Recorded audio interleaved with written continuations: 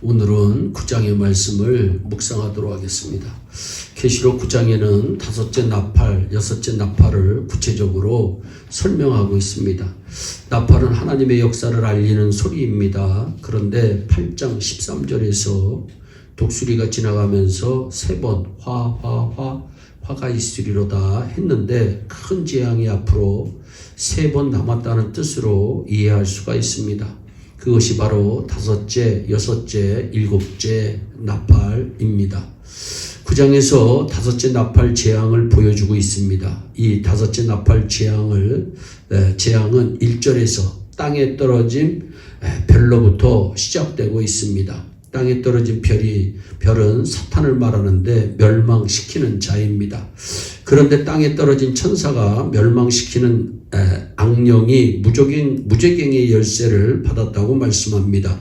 제한된 권한을 말하고 있습니다. 하나님께서 사탄에게 주신 권한이 있는데 이 권한이 제한적인 것입니다. 하나는 능력적 제한입니다.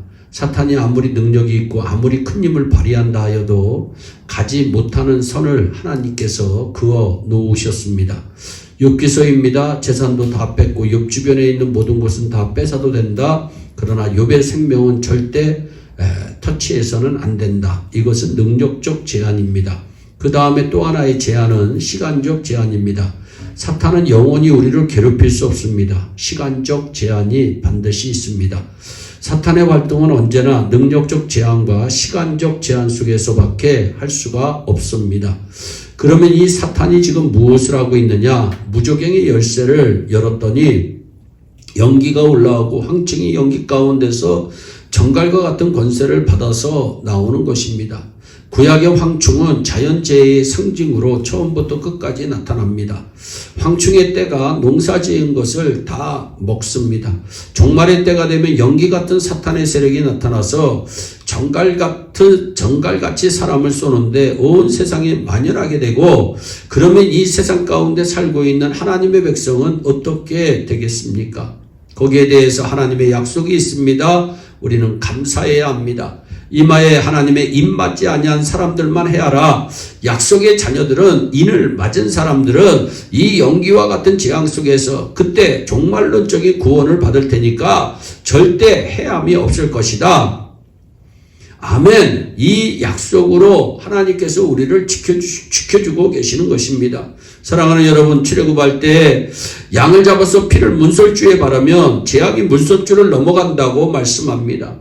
그런데 사실상 그것이 물리적으로 말하면 무슨 효과가 있겠습니까? 그러나 문설주에 양 피를 바른 가정은 재앙을 넘겨준다는 하나님의 약속을 믿은 것입니다. 그러니까 바른 사람은 바른 가정들은 다 구원을 받았습니다. 여러분, 그러니까 하나님의 약속을 믿는 믿음이 중요함을 성경은 강조하고 있습니다. 저와 여러분들이 하나님의 약속의 말씀을 믿으시기를 바랍니다. 이 5달 동안에 이 세상은 죽기를 구해도 죽지 않는 고통이 있을 것이다 말씀합니다. 황충처럼 악의 세력처럼 여기 계속 나옵니다. 전쟁을 위해서 예비한 말과 같다. 용감하고 빠르고 날쌔다. 이것은 사탄이 무서운 공격력을 지닌 존재임을 말하고 있습니다. 무슨 이야기입니까? 마귀의 세력을 과소평가하지 말라는 겁니다. 마귀는 내 영혼을 망가뜨리고 교회를 망가뜨릴 수 있는 아주 기막힌 능력을 소유하고 있다는 것을 우리가 인정하고 마귀를 상대해야 승리할 수 있는 것입니다. 왜 주님이 그렇게 끼어 있어 기도하라고 교육시키셨습니까? 심지어 마지막 겟세마네 동산에서까지 기도하라고 우리를 말씀하고 있고, 마태복음 24장 종말장에서도 깨어 기도하라고 우리에게 말씀합니다. 너희들은 마귀를 못 당한다. 이 악령은 성령을 힘입어야 이길 수 있는 것이지 내 영만 가지고는 도저히 이길 수가 없다. 보세요. 예수님이 직접 선택한 가룟 유다를 빼내어서 마귀의 앞잡이를 삼는데 사탄이가 성공을 합니다. 그 길로 예수님이 잡혀가십니다. 이게 마귀의 세력입니다. 과소평가했다가는 큰일 납니다. 그래서 전쟁을 위해 예비한 말과 같을 것이다. 여러분, 전쟁을 위해 훈련된 말을 보세요. 얼마나 빠르고 날쌘지 모릅니다. 그 다음에 머리에 금 같은 면류관 비슷한 것을 썼다고 했습니다. 여기서 금도 아니고 면류관도 아닙니다. 그러나 면류관 같은 것을 썼다. 비슷하게 보인다는 겁니다. 악의 세력은 진짜같이 보입니다. 사람 얼굴 같고 악의 얼굴은 언제나 가면을 쓰고 나타납니다. 사람같이 보이려고 노력합니다. 그 다음에 여자의 머리털 같은 머리털이 있다고 말씀합니다. 이것은 마귀 유혹의 상징적 표현입니다. 머리를 어떻게 하느냐에 따라서 사람들이 다르게 보입니다. 머리를 빡빡 깎으면 인물이 달라 보입니다. 또 머리를 예쁘게 미용실에 가서 헤어스타일을 멋있게 하면 인물이 달라 보입니다. 그래서 이 악의 모습은 부드러운 여인의 머리털과 같은 힘을 가지고 있으며 전쟁을 위해서 준비된 말과 같은 공격력을 가지고 있으며 사람과 같은 인자한 얼굴을 했으며 이렇게 되어 있습니다. 그 다음에 이는 사자의 이 같다고 합니다. 사자는 동물의 왕입니다. 이유가 무엇입니까? 사자의 이빨 때문입니다. 그 앞에 난 큰 이빨로 꽉 집어버리면 어떤 동물도 살아남지 못합니다. 그 강인한 이빨을 가지고 있기 때문에 동물의 왕 노릇을 하는 것이 사자입니다. 그 다음에 경고에서 튼튼해 보이는 세력으로 마귀는 보임의 정갈 같은 꼴이라고 했습니다.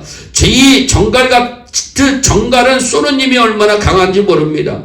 마귀는 그럴 것이라고 성경은 말씀합니다. 이렇게 무서운 다섯째 나팔 재앙이 우리에게 앞으로 다가올 것이라고 성경은 말씀합니다. 그러므로 이제 화로다, 다섯째 나팔, 여섯째 나팔, 9장에서 앞으로 이렇게 될 것이다 하면 그대로 된다는 말씀이니 우리는 정말 경각심의 마음을 가지고 마지막 때 신앙생활 잘해야 합니다. 사랑하는 여러분, 영적 무감각증이 있습니다. 우리가 평생 예수를 믿다가 영적 무감각증에 걸렸습니다. 예수님이 그때도 오신다고 했는데 지금도 오시겠지. 언제 오실지 모르지. 항상 그러시니까 목사님도 설교 없으니까 언제 또 하시겠지. 영적 무감각증입니다. 사랑하는 여러분, 우리 모두 깨어 기도하면서 주님의 재림을 기다려야 합니다. 영적 무감각증에 빠지면 안 됩니다. 종말은 반드시 우리에게 다가옵니다. 예수님의 재림도 반드시 우리에게 다가옵니다. 우리는 깨어 기도해서 준비하며 예수님의 재림을 기다리는 자 여러분 승리하게 될 줄로 믿습니다. 여러분 반드시 환난의 때에 우리 모두 승리하는 축복의 주인공, 승리의 주인공들이 되시기를 주 예수 그리스도의 이름으로 축원합니다. 기도하겠습니다. 사랑의 하나님 참 감사합니다.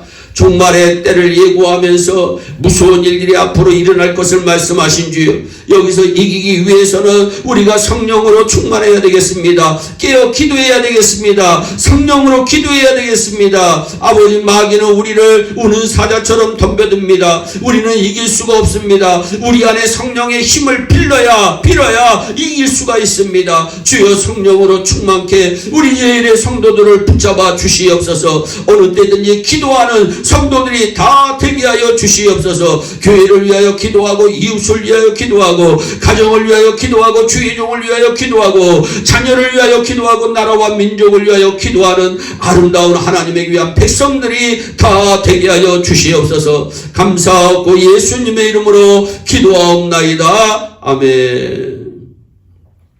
오늘도 주 안에서 승리하는 복된 하루 되시기를 바랍니다. 감사합니다.